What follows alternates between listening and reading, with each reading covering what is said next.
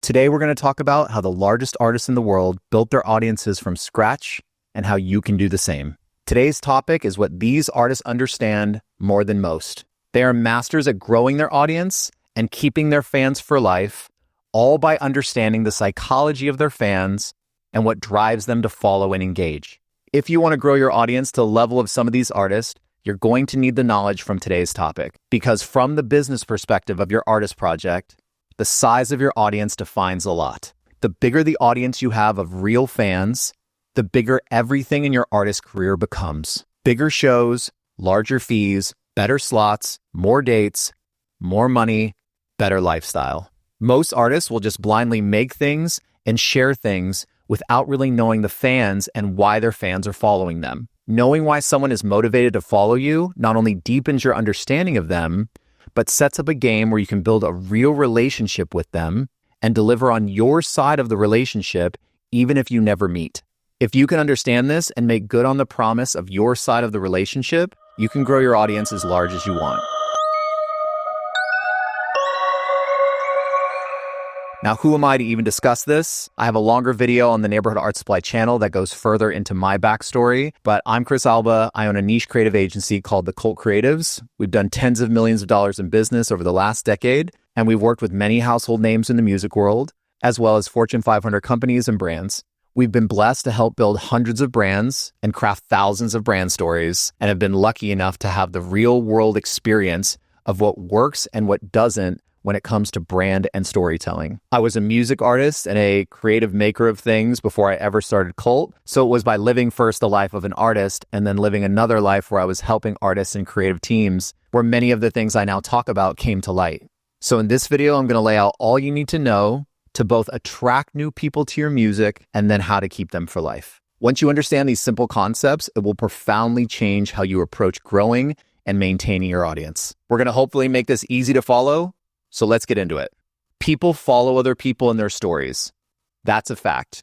The better the storyteller, the better someone conveys their position in story, and the better they are at bringing awareness to their story, the more people will follow. The reason people follow stories goes back to our need to survive as a species. The human brain is wired to hear stories and can help serve the hierarchy of our needs. I won't spend a bunch of time going through this on this video. There are really great videos out there on Maslow's hierarchy of needs, but at a high level, it looks like this. Priority number 1 is physiological needs: air, water, food, shelter, basic survival needs. Priority number 2 is safety needs, things that are needed for basic safety: money, employment, resources, health, etc. Priority 3 is love and belonging.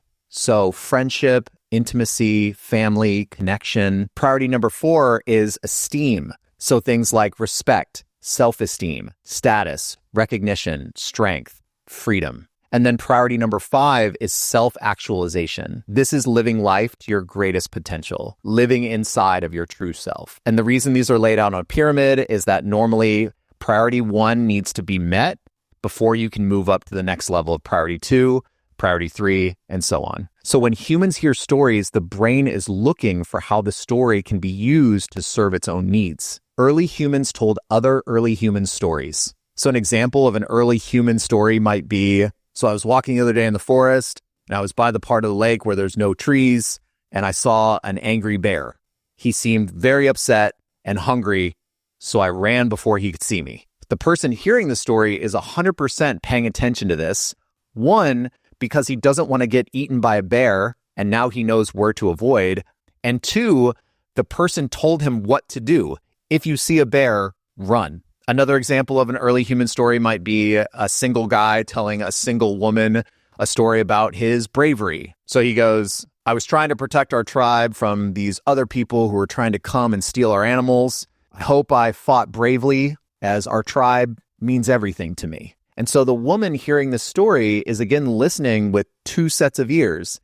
One set is hearing that there's danger. There are evil people out there that are trying to take our animals and hurt our tribe. And then the other set of ears is hearing, and if he's willing to put himself on the line to protect us, he would also protect me, and that makes me feel safe. So maybe I like this guy. So our ancestors told stories, and those stories played into our basic human needs And this has been happening for centuries. And we're still playing this game today. The only difference is how stories are told. The reasons why we listen and ultimately why we follow the storyteller are the same. Now, before I get into the exact reasons of why somebody might follow an artist project, let me preface two things. First, people may only follow for one reason, but they may follow for multiple reasons, and it isn't always just one. It's often a more powerful connection for the brain when there are more than one reason to follow. Second, when applying this to artists, all these reasons usually accompany the fact that they also like the art.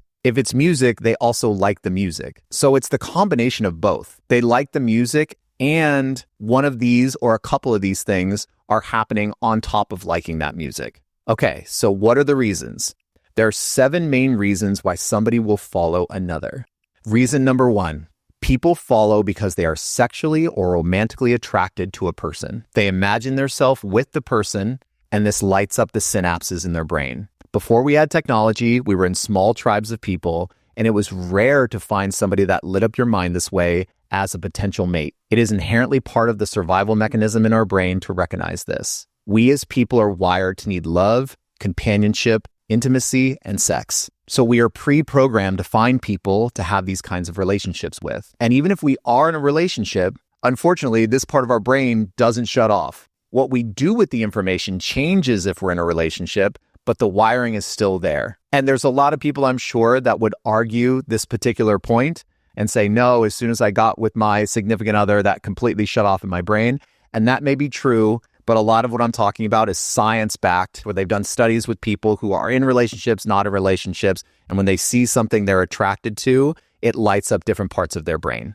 Reason number 2, I want my life to be like this person's life. I want to be like this person. It's aspirational and inspiring to watch them. Consciously or subconsciously, I want to be them and live the life that they're living. This goes back to the survival part of the brain, looking at someone who has a life that you want and using their story as a model for what you're trying to achieve in your own life. This doesn't necessarily need to be a life filled with wealth and stuff. Sometimes artists who are down to earth and kind have a fan base of normal people who aspire just to be down to earth and kind. Sometimes this has to do with power. The way in which somebody performs and lives their life feels powerful.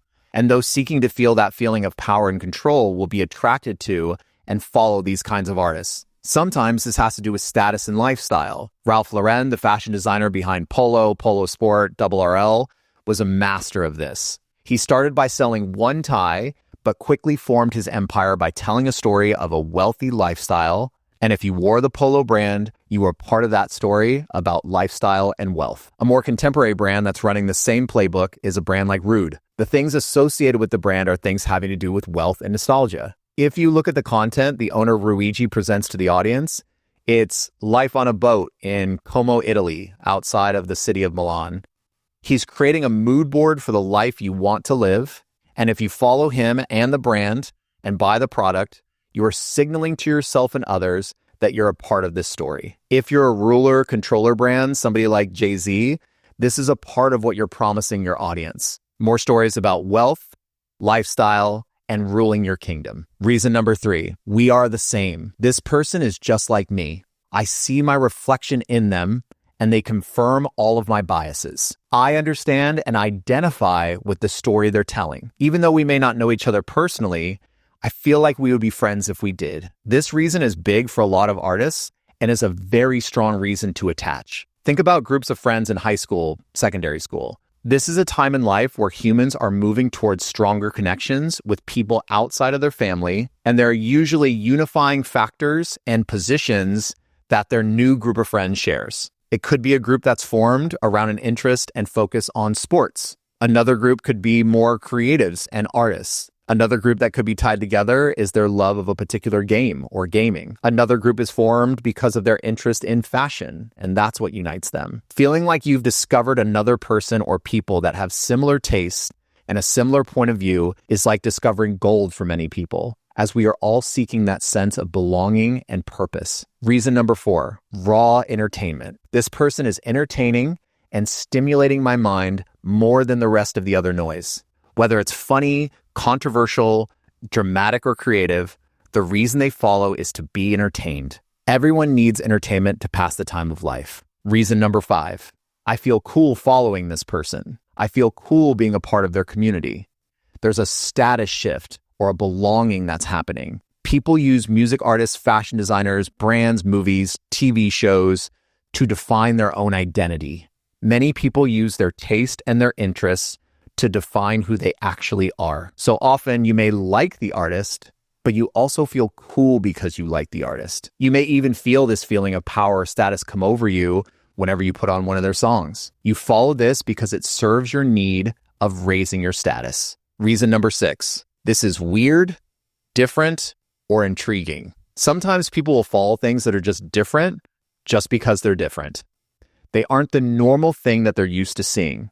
Because this different thing stands out in their mind, it lights up the brain. The brain thinks this is unique from what we usually see here. Let's follow this because right now it's piquing our interest and maybe it will continue to do so. Reason number 7, my wise friend who advises me. Most people are looking for guidance in some capacity. Even people you would deem to have made it or have all the answers usually still have guides around them. Everyone needs a wise friend who can advise them on what to do next. Most people think of themselves as the hero in their own story, and they're constantly seeking their next sensei, Jedi master, or person to help them get out of the matrix. The reason people are following here is to gain information, to further pursue their journey in their hero's story. So now that you have an understanding of the reasons of why people follow, now let's look at how you can apply it to your own brand. There's a few things I'm going to cover in this section where I'm going to reference some past videos I've done. So if anything doesn't make sense, I'd advise going and watching some of the past videos on Neighborhood Art Supply for more context. The main thing I'm hoping you understand with all this is your community and why they're actually there. Artists in the modern day are community leaders as much as they are creators. The community that they create is where other people build friendships, form romantic relationships, and create lifelong bonded memories of shared experience all through the community that the artist creates. Now, you're going to be your authentic self, and you're not going to change who you are for the audience. But it's good to know why they are there and how you could show up for them should you choose. It's like being in many relationships with all the people who are following you. And like a relationship, you shouldn't change your core self for others unless it's bettering you. The best relationships are reciprocal, where each party is receiving positive things from the other. And to know what it is that your audience is seeking can make you a better partner in the relationship to them. Here's a few examples of how you can think about this as a community leader. For example, fans will often follow boy bands or girl bands because of the attraction.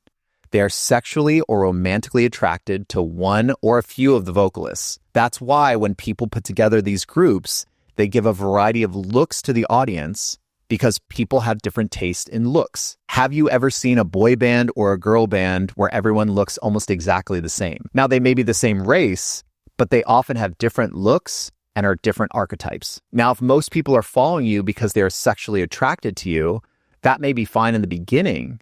But just like many relationships that may start that way, the ones that are long-lasting usually have a different dynamic or friendship and connection for the long haul. So if this was the basis for the follow in the beginning, and you were looking for more of a lifelong fan, eventually you'd want to move them into connecting with you for a different reason, as this will eventually time out. Now, say someone is following you for information. You're their wise friend that advises them. Like you were doing tutorials around production, lessons, how-tos. It can be harder to get this person to buy a ticket to see you perform your music because that's not what the relationship is. That's not where they place you in the buckets of their mind. Again, this doesn't mean that you can't start this way, but just like the sexual attraction thing, you'll want to move them into a different kind of connection if you want them to become a real fan of your music to the point to where they buy a ticket for your show. So now what if you've set it up to where your brand is all about lifestyle and aspiration, and the reason somebody is following you is because they want to be you? I realize that this is a bit of a weird setup for ego and maybe can sound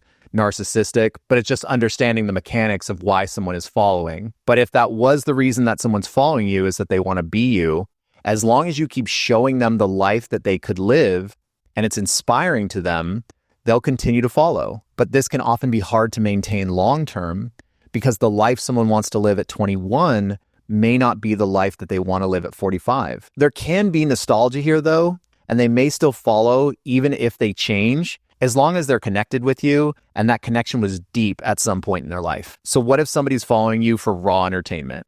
Then you need to keep the raw entertainment faucet running to keep them continually showing up in their world with notable entertaining moments. This is the game you're in with this kind of relationship dynamic. For certain entertainers, this couldn't be better news, because this is all they want to do, is create these high-level, entertaining, memorable moments.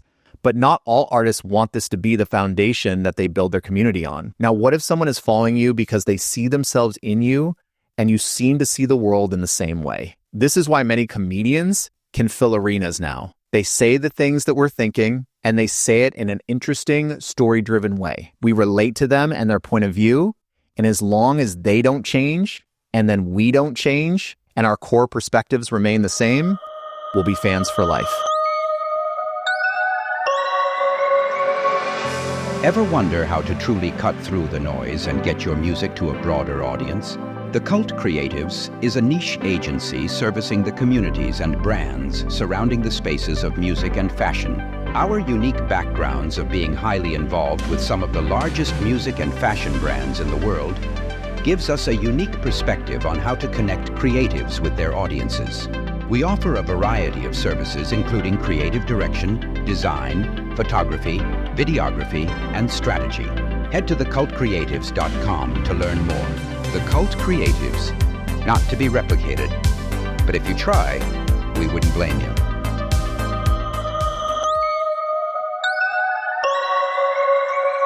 Okay, so now you know why your audience is following you. So how can you use this knowledge?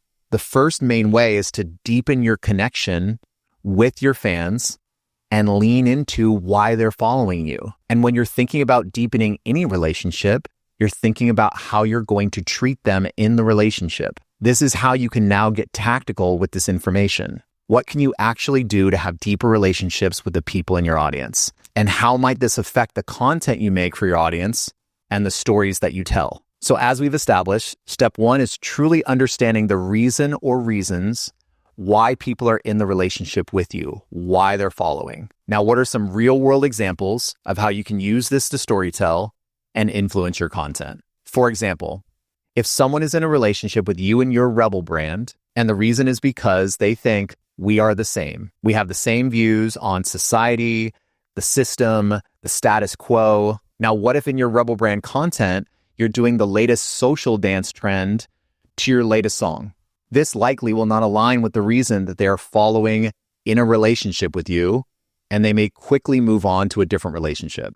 Their brain subconsciously thinks, that's not why I'm here. And the brain will allow for a few strikes, but too many, and they're over it. On the flip side, let's say you are an every man, every woman type brand, and they're following you because you are fun, real, relatable, and they see themselves in you. Then say for them, one of the things that they love is learning a new dance routine and sharing that routine on social. And then maybe they have a background in dance or dance culture. And then funny enough, so do you. And this is part of your brand. This is part of your position. So in this instance, it makes absolute sense to do the latest dance trend. You find a relatable common ground of fun in your connection and in your relationship. So for the we are the same type relationships or reason, your subconscious message to them could be, you can count on me to express our thoughts. I will represent us. I will be a beacon for how we think, and I'll build community to find other people like us. Kendrick Lamar is a good example of this. In all of his work, visually and sonically, he's telling you exactly who he is, where he's from, what he represents, and he's honest about his authentic self. For his community, he's saying, I'm one of you. I'm one of us. I represent us. And whether you love him or hate him, you can't deny the fact that he's built a huge community of people and hardcore fans that identify with him and his position. And by having this as an overarching message and position for your project, it will help you make all sorts of decisions in the future, knowing what you're trying to do with your relationship with the audience. So why this information is so crucial and valuable is because it informs you on the expectations of your audience. And remember, you are the community leader. You're the one building the community. You're coaching them on what you love, what you're about, and what they can expect from you. So if you build a community that was founded on your ability to entertain at a high level, you can't be mad at the audience if that's all they expect from you all the time. It's just like relationships in life. Every day you coach people in your life on how you want to be seen, how you hope to be treated. You coach them on your self-worth, your mission, who you are, who you're not, and ultimately what they can expect from you.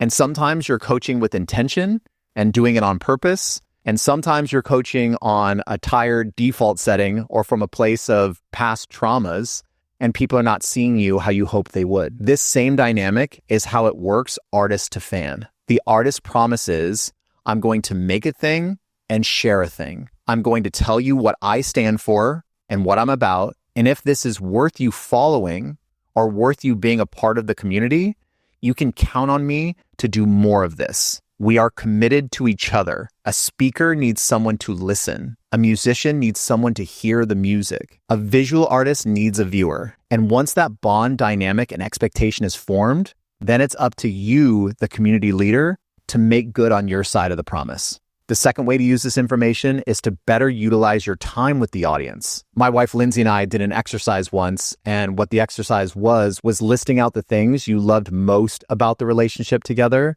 and the things you were seeking or hoping for from the relationship. And in this exercise, we made 2 lists, and it was such an awesome and eye-opening exercise because it told us exactly what the other person really cared about from the standpoint of the relationship. I didn't realize until we did that exercise how much she valued time just for her and I to talk about life. On my days off, I'm a doer. I love to fill up the day with all sorts of things to do. But this new knowledge from Lindsay now had me thinking when we get time to be together, I should block time to have more one-on-one conversations because she loves that. And I want to be good to her in our relationship, so I make this a priority even though it might not be the first place that my mind would go when I'm scheduling a day off. So once you know why the audience is generally there, you can plan for how you will engage the relationship. If the audience was there mostly for raw entertainment, you'd want to spend the majority of your interaction with them being extremely entertaining. You manage your time so that your main focus would be creating these moments for the audience. And the third way is adding this into your framework of how you're building your brand and how you're executing that brand in the wild. If you watch my previous videos, you know that I say that I believe that modern brands are ongoing movies or shows that the audience is watching. I have a bunch of other videos on the Neighborhood Art Supply channel that go into the details of how to craft your movie. But once you have your movie, you know who you are, what you're trying to do, what you're trying to say, and your position with this new information. Now you know why the audience is watching the movie, why they're following the story. And what I've found in the last 10 years of working with all these artist brands and corporate companies is that often what happens when creative ideas are getting thrown around is that there's no filter for why those ideas should come to life. People often do an idea just because it's cool. It's a good idea. But imagine if someone put a scene in a movie just because it was cool and it had no purpose for the story. We've all seen this happen. And although those scenes can look cool, it often takes you out of the story. So the best ideas are cool ideas with purpose. There should be a clear framework for why those ideas happen. For most brands, whether it's music or corporate, their main purposes are to connect with their audience and better tell their story. And this is what we try to do with Cult, and that's what we're trying to do with the exercise in this video. We're creating a filter for how creative decisions can be made. Once you know who you are, the movie, and once you know why the audience is following you, you can get rid of a lot of ideas that don't apply to that relationship between the two parties. You'll save years of time just by having an idea framework, because you'll have an idea and start running that through the filters, and pretty quickly it'll probably die. And if it makes it to the end, you know you probably have a super strong idea. Which brings us to the fourth and last way that you can use this information is applying it to your content strategy. And before we dive in, let me just quickly define content strategy. Content strategy is the specific organization of the stories and concepts that will accompany your music and be shared with the audience. So for example, if you're a gesture brand and the main reason the audience is following you is to be entertained, you can do some content that is more heartfelt, real about you and your life, but 95% of your stuff should be high level, super funny, comedic content. Content that is so funny, it must be shared with friends and family or other people that I think might find this to be hilarious. This would be your whole content strategy and what you'd be posting to social along with your music. Now, if you're a hero brand and the audience is following you with the "we are the same" reason, then creating content around the life of a hero doing hard things because they're the right things to do would be a great strategy for this relationship dynamic. Now, if you're a magician brand, someone like Prince, and the reason the audience is following you is because of how weird yet intriguing you are, you'd want to make sure that with your content strategy, that you showed your unique weirdness and your magic as much as possible. Now, say you're a lover brand and the audience is following you because they are romantically or sexually attracted to you. Creating content with themes of love, soft flirting with the audience, showing some skin, or embracing sexuality are all fair game with this relationship dynamic. Putting a large focus of the content strategy around these themes will be key to stoking the fire for this relationship. Now, what you want to be careful of is when you aren't in alignment with your own goals, perspectives, and who you are in the relationship to the audience. Just like in the real world, why a relationship might not be working is because the two people that are in the relationship aren't aligned in what the relationship is all about and what both of them want from the relationship. And to be clear, I personally don't judge any relationship between an artist and their fans or why someone is following someone. Just like I don't judge relationships between other people that don't involve me. I can have opinions, but I generally respect any relationship where both parties find value in the relationship. But what I'm trying to do here is empower you with the knowledge of these psychological systems so you can hopefully use it to grow your music project and bring your dreams closer to reality. The key to all of this is setting the rules and terms for what the relationship with you and the audience is going to be about. Why are they there? What can they depend on you to deliver? How will you consistently show up for them? The more clear you are on this, the easier it becomes to build directly with people, even without ever meeting them. And once you understand the game, you keep playing the game and getting better. People are wired to follow other humans, and if your tunes are good and you make your story clear, you bring enough awareness to the project, and you understand why they follow you, the sky is the limit on how large you can grow the community and ultimately live your dreams alongside them. I know there was a good amount of stuff I covered today that referred to previous videos, so if anything didn't make sense, I go watch some of the other videos on the Neighborhood Art Supply channel. But I hope this helps you better understand your people and community and deepens your relationship with them. As always, I appreciate you listening to this and spending your time with me. See you next time. Peace.